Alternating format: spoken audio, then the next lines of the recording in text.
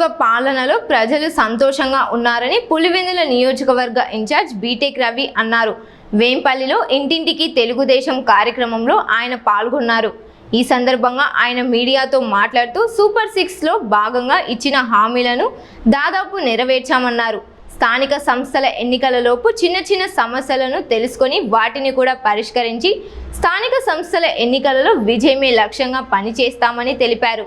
గత 2 రోజుల నుంచి ఒక 45 రోజుల ప్రోగ్రామ్ ఇవ్వడం జరిగింది. తెలుగుదేశం పార్టీ కానీ కూటమి ప్రభుత్వం తరఫున అందరము అంటే ఊరికే ఇళ్ళ దగ్గర ఉండి కూర్చుంటే కాదు, ఏవైతే స్కీమ్స్ కానీ మన ప్రభుత్వం ప్రవేశపెట్టిన పథకాలన్నీ ప్రజల్లోకి పోయి అందుతాయా లేదా, ఇంకా ప్రజలకు ఏమన్నా అవసరాలు ఉంటే సమస్యలు ఏమైనా ఉంటే తెలుసుకొని స్వయంగా మీరే పోయి ఆ పల్లెలకు ఆ వార్డులకు పోయి మాట్లాడరమ్మని పార్టీ ఆదేశించడం. అందులో భాగంగా ఈరోజు వేంపల్లికి రావడం జరిగింది.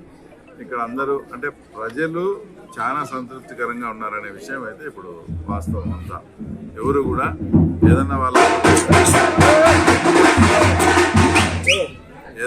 వాళ్ళ సమస్యలు ఈ వార్డులో ఇప్పుడు ఈ హైట్ పెంచాలి, డ్రైనేజ్ ప్రాబ్లం ఉంది, ఇంకో సమస్య అని చెప్తున్నారు. కానీ ఎవరే కానీ ఇప్పుడు ఇంతమందిని అడిగినాం, మాకు తల్లికి వందనం పడలేదని కానీ, తర్వాత గ్యాస్ డబ్బులు మాకు పడలేదని కానీ, మీరు ఆర్టీసీ బస్సు ఎక్కితే ఆధార్ కార్డు ఇచ్చినారా, డబ్బులు ఇచ్చారా అంటే మేము ఆధార్ కార్డు చూపించి వెళ్తామని కానీ, ముఖ్యంగా పెన్షన్ తీసుకునే వృద్ధులలో అయితే మీకు 3,000 నుంచి 4,000 పెంచింది ఎవరంటే చంద్రబాబు నాయుడు అని చెప్తాను. 1వ తేదీ రాష్ట్రం ఇంత ఆర్థిక ఇబ్బందుల్లో ఉన్నా కూడా వాళ్ళకైతే టెన్షన్గా 1వ తేదీకి వాళ్ళకి 4,000 ఇచ్చే పరిస్థితి. అసలు ఈ డబ్బులు ఈ రకమైన పంపిణీ విధానం చూసి ఎంతోమంది వృద్ధాశ్రమంలో వదిలిన తల్లిదండ్రులను కూడా మళ్ళీ ఇంటికి తెచ్చుకునే సందర్భం.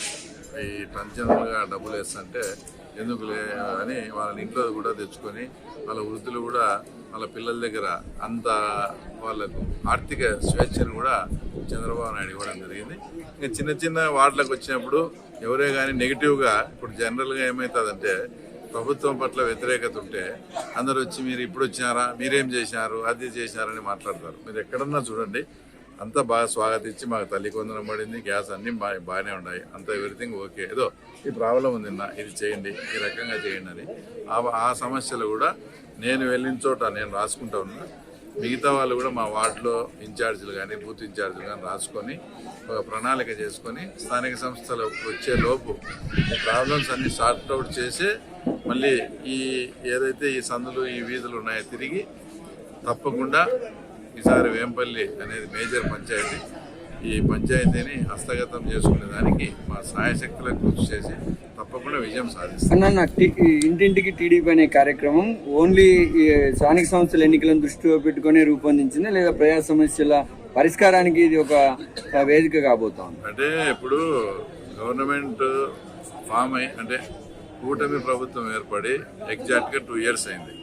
2 years అయినప్పుడు అనేక వేదికల మీద మనం ఆ ఉత్సవాలు అవి జరుపుకున్నాం. మనము ఉత్సవాలు జరుపుకొని మనము భజన చేసుకుంటున్నామా, లేక నిజంగా ప్రజల్లోకి పోయి ఇవన్నీ చేసినామని చెప్పండి, వాళ్ళ ఫీడ్బ్యాక్ కూడా తీసుకోండి. ఆ టైంలోనే స్థానిక సంస్థలు యాదృచ్ఛికంగా వస్తున్నాయి. కాబట్టి ఒకవేళ నువ్వు అన్నట్లు ఈ ప్రోగ్రాం అయితే స్థానిక సంస్థల ఎలక్షన్ ఉన్నా లేకపోయినా ఈ ప్రోగ్రాం జరుగుతుంది. కానీ యాదృచ్ఛికంగా స్థానిక సంస్థలు కూడా జరిగింది అనుకున్నాం. కాబట్టి ఈ ప్రోగ్రాము స్థానిక సంస్థలు ఇప్పుడు రేపొద్దున స్థానిక సంస్థల్లో మా అభ్యర్థులు కానీ మా క్యాండిడేట్లు పోయి అడిగితే ఇప్పుడు మేము వచ్చి అడిగి ఆ పని చేయలేకపోతే వాళ్ళు అప్పుడు అడుగుతారు కదా మీరు వచ్చి చేయలేదని.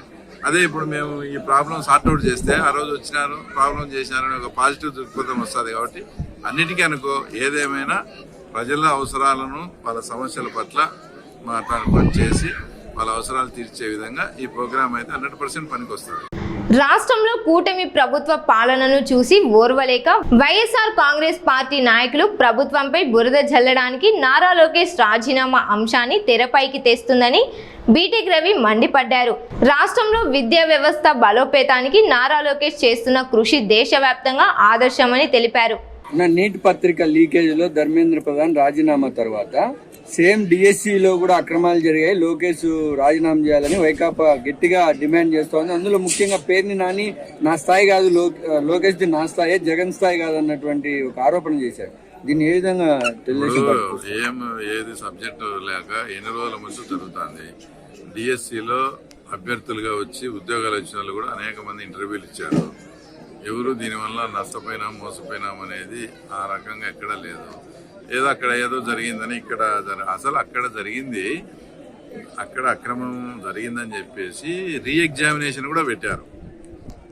కేంద్రమే ముందే ఒప్పుకొని రీఎగ్జామినేషన్ పెట్టారు.